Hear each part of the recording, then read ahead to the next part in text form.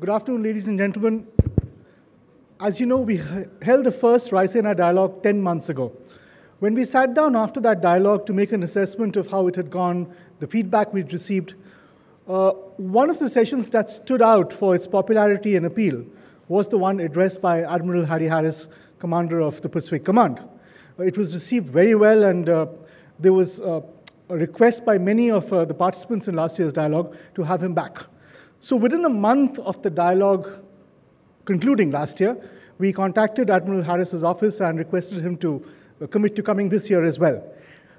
A full 9 months ago, he agreed to come, and we are eternally grateful and humbled by his support and encouragement for the Raisina Dialogue. He was one of the most popular speakers last year. He's back this year. Thank you so much, Admiral. The floor is yours. That was me in younger days.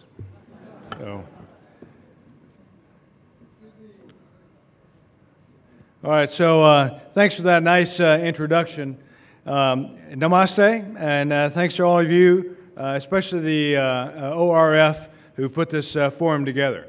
So I'm deeply honored to return to this important venue to discuss ways to make this region a more prosperous and secure part of the world.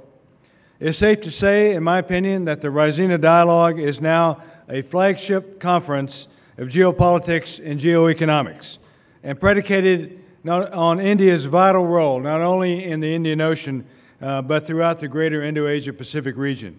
What a great accomplishment for a conference in just its second year, and a tremendous opportunity to address the new normal. So let me say this about the new normal. There's a tendency to accept the new normal, whatever that is, as fait accompli, in that the way things are fixed in time and place, and the new normal then becomes the basis for the future actions and activities. Ladies and gentlemen, I simply don't accept this premise. I think this view is complacent, and it's even pessimistic.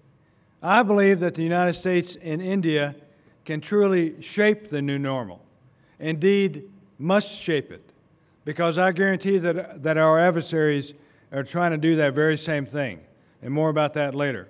So let me now thank the Observer Research Foundation for hosting this second Raisina Dialogue and bringing together such an impressive group of experts from all over the world. So impressive, in fact, that it would take me all day just to mention all of their names. So with that in mind, I would like to recognize just a few people before I get started. And I know that some of them, indeed many of them, are not in this room with us at this very moment. But they played a key role in this, and I feel I have to acknowledge that. Prime Minister Modi, of course, Minister Akbar, President Karzai, Prime Minister Rudd, thank you for your comments last night on the year of living dangerously. You've given us all a lot to think about. Prime Minister Harper, thank you for your advice and counsel to me earlier today. Foreign Secretary Johnson, General Rawat, Foreign Secretary Jaishankar, Ambassador Verma, U.S. Ambassador Verma, whose outstanding leadership have truly brought our two countries together. Fellow flag and general officers, Mr. Samir Saran with the ORF for keeping everything flowing together, a monumental task. Distinguished guests and ladies and gentlemen. America's 16th President Abraham Lincoln once said, "Give me 6 hours to chop down a tree, and I'll spend the first 4 sharpening the axe." I think this sentiment applies specifically to the India-U.S. relationship. The tasks before us are to shape that new normal that I talked about and to uphold the rules-based international order of what I've been calling the global operating system. These are huge tasks, but not insurmountable ones. Our approach, by taking time to work together to sharpen our tools, is, in my opinion, the right approach. Now, among the many things that Abraham Lincoln is famous for, he delivered one of history's greatest speeches, the Gettysburg Address, in just 2 minutes. Conversely, Julius Caesar delivered one of our history's longest speeches, and his best friends killed him. So, as not to tempt my good friends here today, I promise I'll keep Lincoln's sense of brevity in mind as I deliver my remarks. So last year at this very forum, I challenged India and the U.S. to be ambitious together. And together we've built and sharpened some impressive tools to improve our interoperability and to defend our common interests and to buttress the global operating system. This year, we can take advantage of the theme of multilateralism with multipolarity to expand cooperation, to indeed shape the new normal. So next week, India will celebrate its Republic Day and recognize when its constitution went into full effect, marking the move to independence. With India as the world's largest democracy and the U.S. as its oldest, we are uniquely poised to foster greater security and prosperity throughout the entire region. Security and growth for all in the region, or SAGAR, is Prime Minister Modi's vision for using India's economic and military capabilities for the benefit of the entire region. Prosperity and security are intertwined. Admiral Landa, during the Gulf Dialogue last November in Sri Lanka, described how disruption to the free flow of trade through the Indian Ocean impacts the entire global economy. Maritime security cooperation and collaboration are the keys to harness the blue economy. I love this term, the blue economy, and I plan to steal it and use it shamelessly. Both of our nations share big values and big concerns, and we recognize the supreme importance of the Indo-Asia-Pacific to the future of our nations. Our leaders have affirmed, and I too believe, that the deepening U.S.-India relationship will be the defining strategic partnership of the 21st century. Yesterday, Prime Minister Modi described bringing countries together on the basis of respect for international law. He articulated better than I ever could that respecting freedom of navigation and adhering to international norms are essential for peace and economic growth. India has demonstrated a sustained commitment to long-standing customary international law, the principles of which provide the foundation for the global operating system. They give shape to our similar national interests, namely the peaceful resolution of disputes, freedom of navigation for military and civilian ships and aircraft, and unimpeded lawful commerce. These principles are not abstractions, nor are they subject to the whims of any one country. They're not privileges to be granted or withdrawn. They make sense because they work for decades to keep the peace while creating prosperous economic conditions to lift more than 1 billion people out of poverty. India's adherence to these principles is worthy of emulation. A key example I like to highlight is India's compliance with an arbitral tribunal decision recently regarding a long-standing boundary dispute with Bangladesh. India accepted a ruling that it didn't necessarily agree with. Ladies and gentlemen, this is how responsible nations and truly great powers ensure peace and prosperity. But there are challenges that undermine the global operating system here in the Indo-Asia-Pacific, and I'd be remiss if I didn't call them out. Urgently, the self-proclaimed Islamic State is a clear threat that must be destroyed. The main thrust of the 68-nation coalition's military effort against this group is rightfully in the Middle East and North Africa.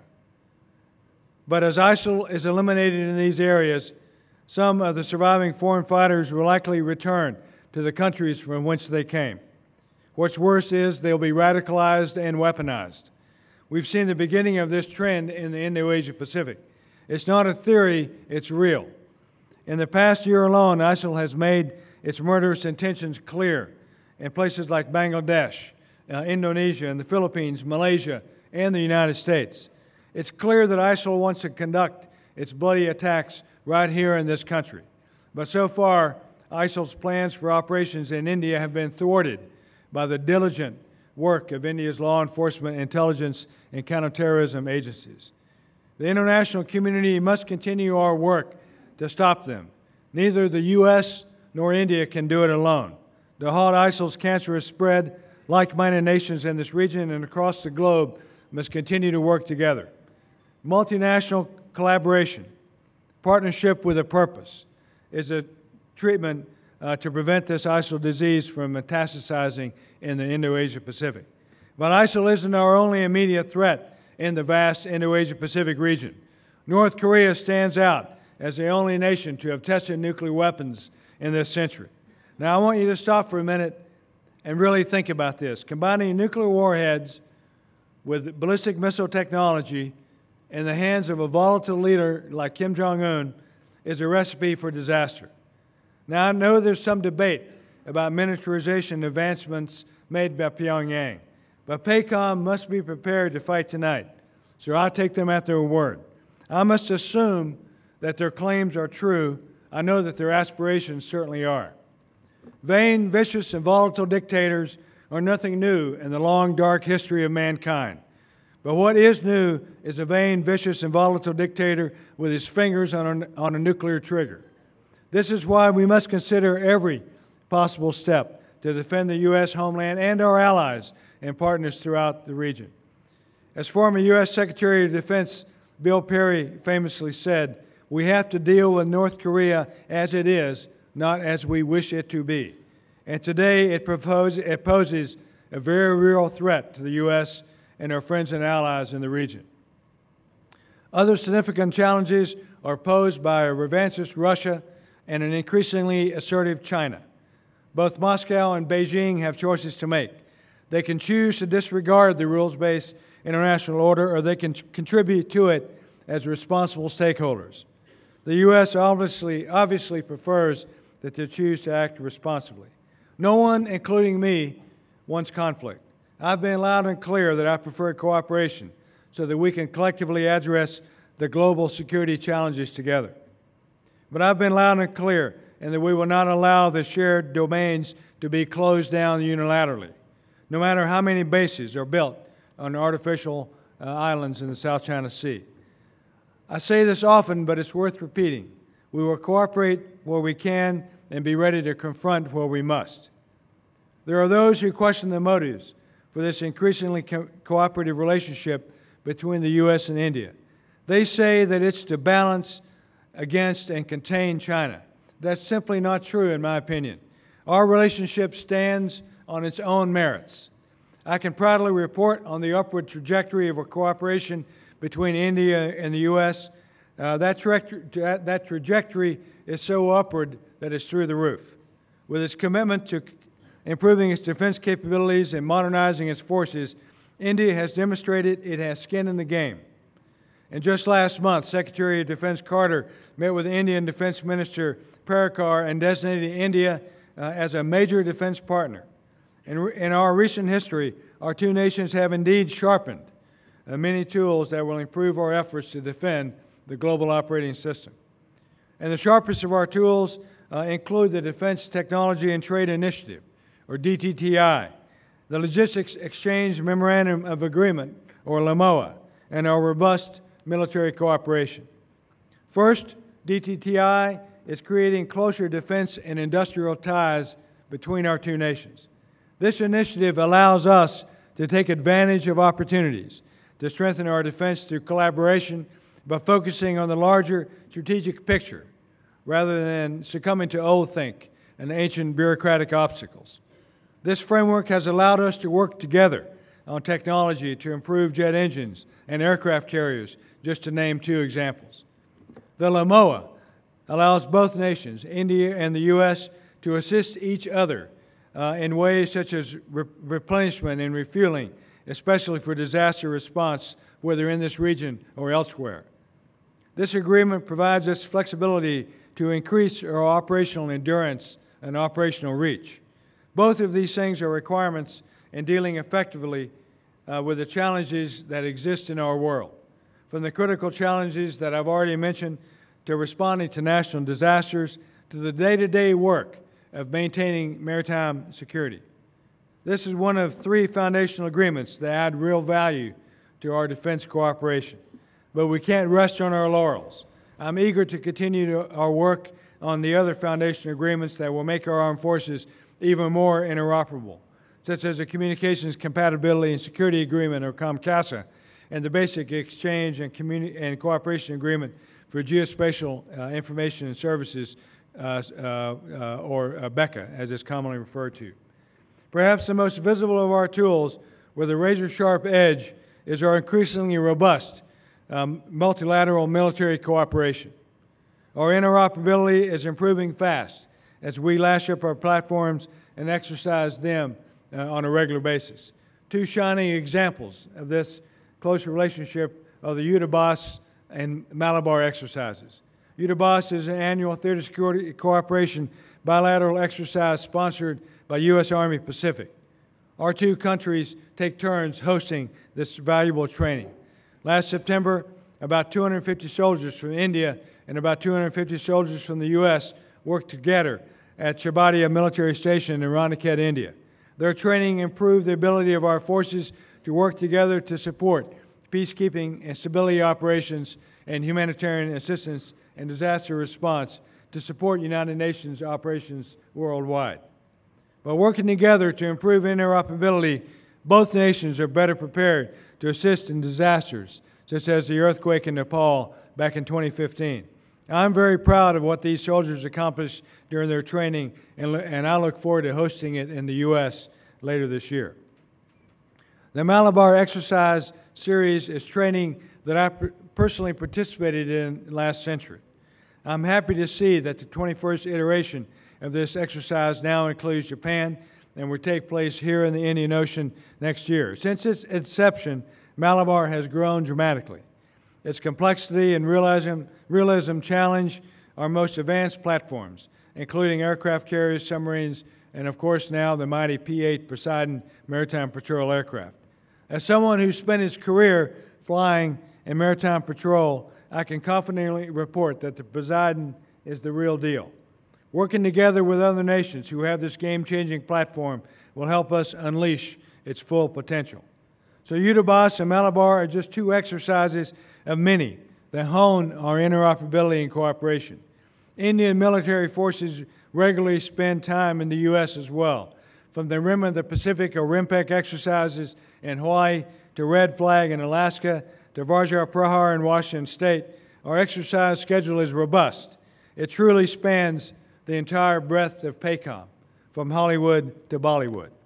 Ladies and gentlemen, at the beginning of my remarks, I mentioned I would keep Lincoln's sense of brevity in mind during this talk.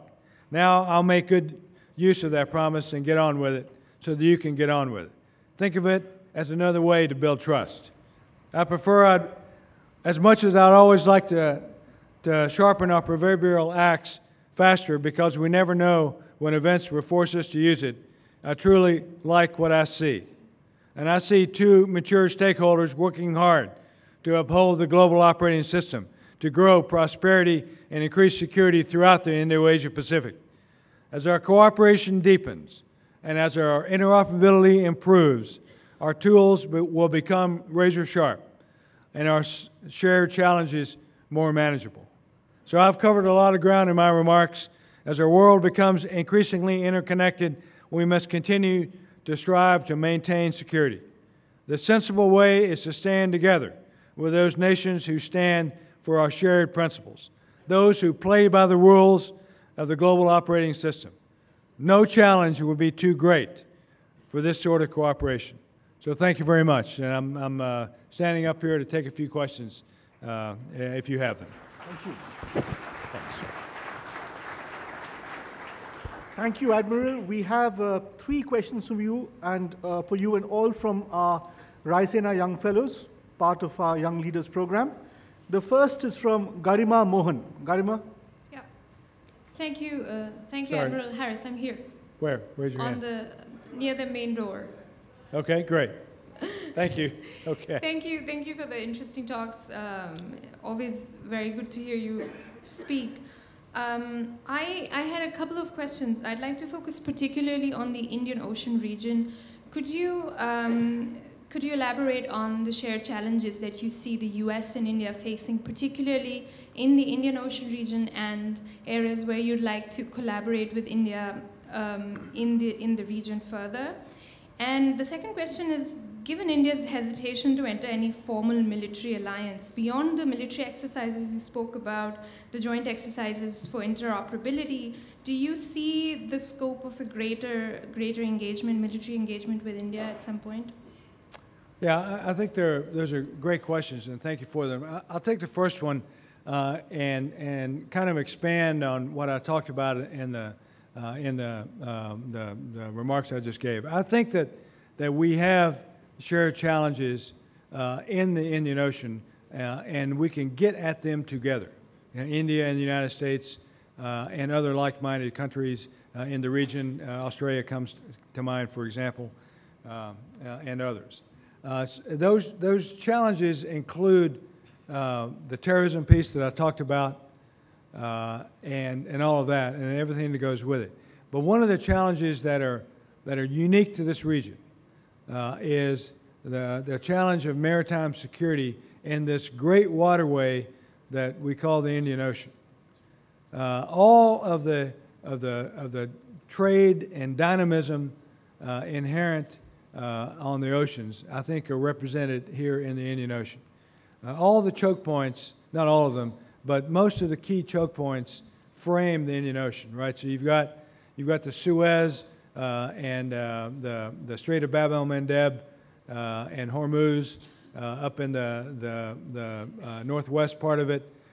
You've got Malacca, the Strait of Malacca to the opposite side in the southwest part of it.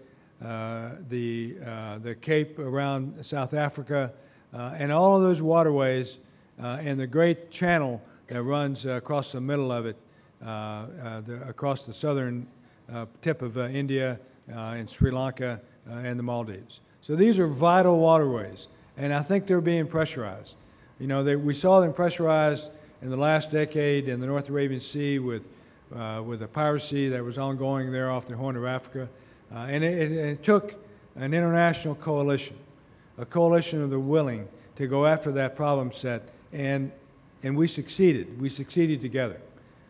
We saw an increase in piracy in the Strait of Malacca region, and Singapore and Indonesia and Malaysia together acted to clean that up. And now we're seeing some sea crime activity further east in the Celebes and Sulu Seas, and we're helping the countries there get at that problem.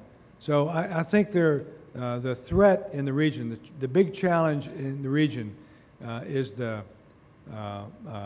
threat to maritime freedom of navigation and the threat to maritime security. And it's something that we all have an interest in. India has a vested interest in it.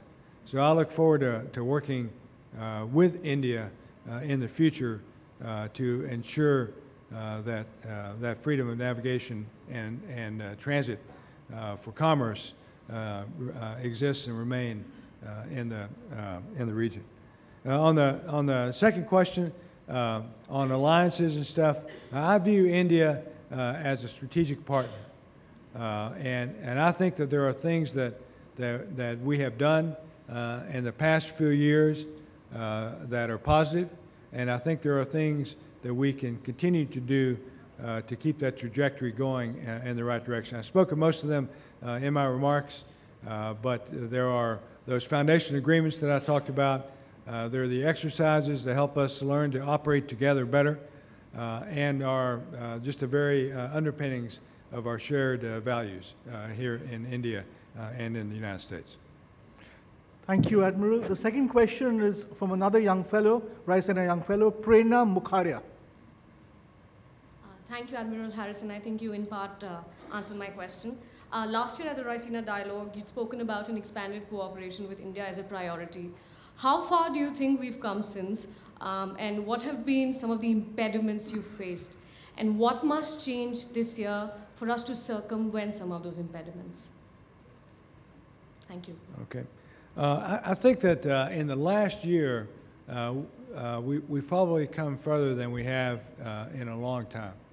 And this is not anything that I've done, but it's driven by our national leaders, right? This is Prime Minister Modi and President Obama, Defense Minister Parikar, and Secretary Carter.